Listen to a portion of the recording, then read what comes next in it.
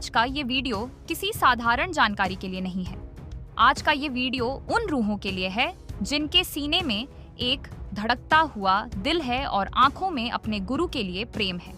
आज हम उस रिश्ते की बात करने जा रहे हैं जो इस दुनिया के हर रिश्ते से, हर नाते से और हर बंधन से बड़ा है।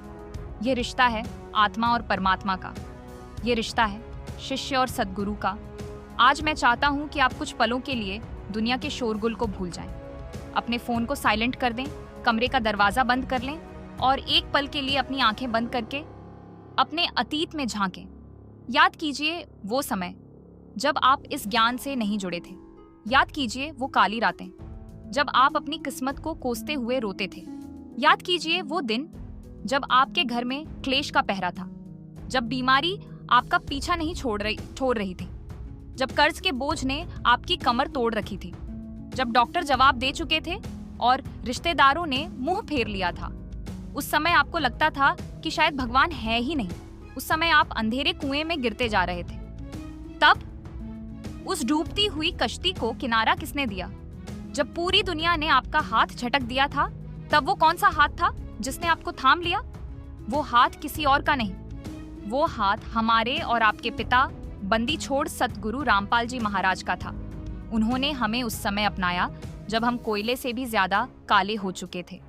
हमारे कर्मों पर पापों की इतनी मोटी परत चढ़ी थी कि कोई देवता भी हमें स्वीकार करने को तैयार नहीं था। लेकिन वो दयालु गुरु, वो करुणा का सागर, उन्होंने हमें अपने सीने से लगाया। उन्होंने अपने सत्संग रूपी साबुन से रगड़ रगड़ कर हमारी आत्मा को धोया और हमें कोयले से हीरा बना दिया। जरा सोचिए भगत जी, हमें क्या मिला है?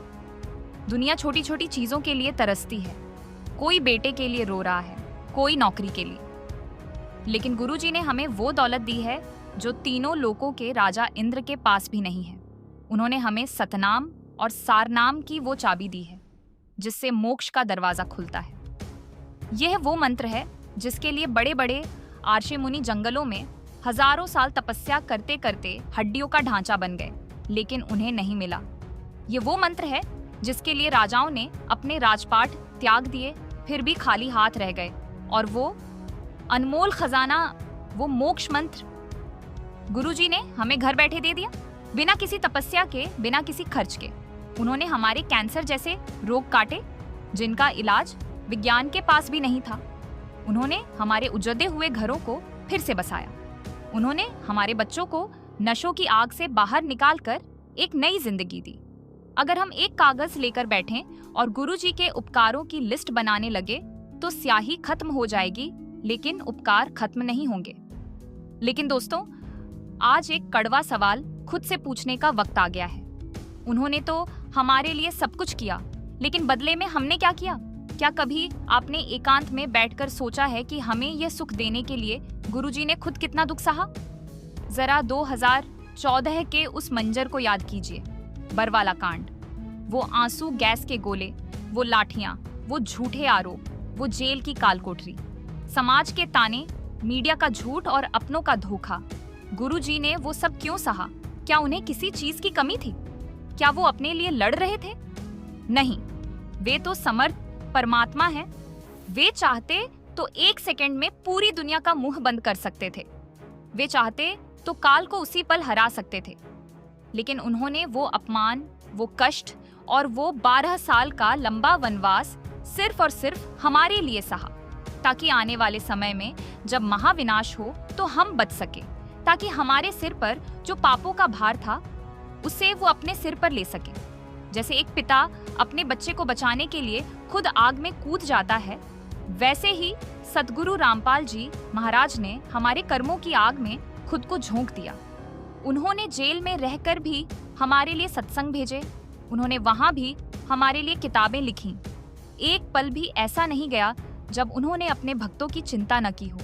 और हम यहाँ बाहर अपनी मर्जी की जिंदगी जीते रहे। आज जब 2026 में उनका डंका पूरी दुनिया में बज रहा है, तो हम क्या कर रहे हैं? बहुत दुख के साथ कहना पड़ता है भगत जी कि आज हम लापरवाह हो गए हैं। हम कंफर्ट जोन में चले गए हैं। जब सेवा का संदेश आता है तो हम बहाने बनाने लगते हैं। आज तो गर्मी बहुत है, आश्रम कैसे जाएंगे? आज तो ऑफिस में काम ज्यादा है। मेरे तो पैरों में दर्द है। मेरे पास तो किराया नहीं है। जरा सोचिए, जब गुरुजी जेल में थे, क्या उन्होंने कभी कहा कि आज गर्मी बहुत है, मैं सत्संग नहीं लिखूंगा? नहीं कहा ना। तो फिर हम किस मुंह से बहाने बनाते हैं? हमें शर्म आनी चाहिए अपनी भक्ति पर। हम गुरुजी से तो सब कुछ मांगते हैं। हे गुरुजी, मेरी कोठी बनवा दो, मेरी गाड़ी दिलवा दो, मेरा बिजनेस चलवा दो। हम व्यापारी बन गए हैं, हम सौदा कर रहे हैं। गुरुजी, मेरा ये काम कर दो। अरे भोले इंसान, तू किससे सौदा कर रहा है? तू उस दाता से मांग रहा है जिसने तुझे सांसें दी हैं। असली भक्त वो नहीं होता जो गुरु से मांगता है। असली भक्त वो होता है जो गुरु के लिए मर मिटता है। हमारे शास्त्रों में, हमारी संस्कृति में एक बात बहुत गहराई से कही गई है। गुरु आरण, माता पिता का कर्ज एक बार को उतारा जा सकता है, लेकिन गुरु का कर्ज जन्म जन्मांतर तक नहीं उतरता। पुराने बुजुर्ग कहा करते थे और संत भी अपनी वाणी में कहते हैं, 7 समंदर की मसी करूं, लेखनी सब बन राय, सब धरती कागज करूं, गुरु गुण लिखा ना जाए। यानी अगर हम 7 समुद्रों के पानी को स्याही बना लें, दुनिया के सारे जंगलों की लकड़ियों को कलम बना लें और पूरी धरती को कागज बना लें, तब भी हम गुरु की महिमा नहीं लिख सकते। तो फिर कर्ज उतारने की बात तो बहुत दूर है। कुछ लोग सोचते हैं, मैंने आश्रम में, मैंने भंडारे में 10 दिन सेवा कर दी, मैंने गुरु का कर्ज उतार दिया। नहीं भगत जी, यह आपका भ्रम है।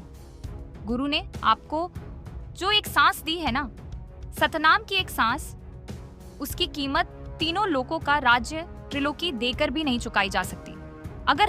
अगर हम अपना सिर काटकर भी उनके चरणों में रख दें, तब भी वो भेंट बहुत छोटी होगी उस मोक्ष के सामने जो उन्होंने हमें दिया है। क्योंकि हमारा यह शरीर तो नाशवान है, मिट्टी है, आज नहीं तो कल इसे जल जाना है। लेकिन गुरु ने हमें जो जीवन दिया है वो अमर है। उन्होंने हमें काल के जाल से निकालकर सतलोक का अमर यात्री बना दिया है। इस सौदे में हम कभी बराबरी नहीं कर सकते।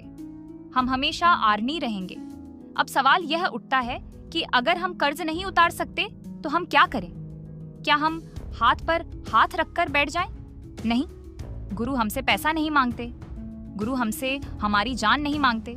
गुरु तो सिर्फ हमारा भाव और हमारा समय मांगते हैं। 2026 का यह समय स्वर्ण युग, गोल्डन एज की शुरुआत है।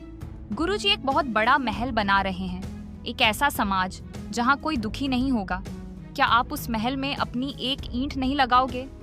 जब दुनिया का इतिहास लिखा जाएगा और आने वाली पीढ़ियां पूछेंगी कि जब संत रामपाल जी महाराज कलयुग को बदल रहे थे, तब हमारे दादा परदादा क्या कर रहे थे, तो क्या जवाब दोगे? क्या यह कहोगे कि हम घर में सो रहे थे, या यह कहोगे कि हम कंधे से कंधा मिलाकर उनके साथ खड़े थे? आज गुरु जी को ऐसे शूरवीर भक्तों की जरूरत है जो कहें, हे बंदी छोड़, यह शरीर आपका है, ये धन आपका है, ये परिवार आपका है। आप जहाँ कहोगे मैं वहाँ खड़ा मिलूंगा। आप कहोगे तो दिन में सेवा करूंगा। आप कहोगे तो रात भर पहरा दूंगा। तो आइए भगत जी, आज अपनी अंतरात्मा को जगाएं। बहुत हो गया आराम, बहुत हो गए बहाने। देखते ही देखते समय निकलता जा रहा है। मौत का कोई भरोसा नहीं कब आ जाए। सांसों की पूंजी खत्म हो रही है।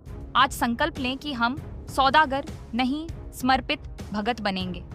आज से हमारा एक ही लक्ष्य होगा, गुरुजी का मिशन। अगर हम उनके उपकारों का बदला नहीं चुका सकते, तो कम से कम हम ऐसा काम तो करें कि गुरुजी को हम पर गर्व हो। वो भरी सभा में कह सकें, देख काल, यह मेरा भक्त है। तूने इसे बहुत डराया, बहुत लालच दिया, लेकिन यह मेरे चरणों से नहीं हटा। जिस दिन गुरुजी ने हमारी तरफ देखकर मुस्कुरा दिया, समझ लेना हमारा जीवन सफल हो गया। समझ लेना हमारा कर्ज कुछ हल्का हो गया।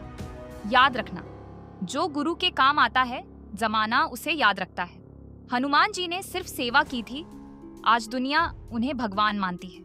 हमें भी वही हनुमान बनना है। उठिए और अपने गुरु के चरणों में अपना सर्वस्व अर्पण कर दीजिए, क्योंकि सिर राखे सिर जात है, सिर काटे सिर होए। यानी जो अपने अहंकार को बचाकर रखता है वो सब कुछ खो देता है, और जो गुरु के चरणों में खुद को मिटा देता है वो अमर हो जाता है। सत साहेब, बंदी छोड़ सदगुरु रामपाल जी महाराज की जय।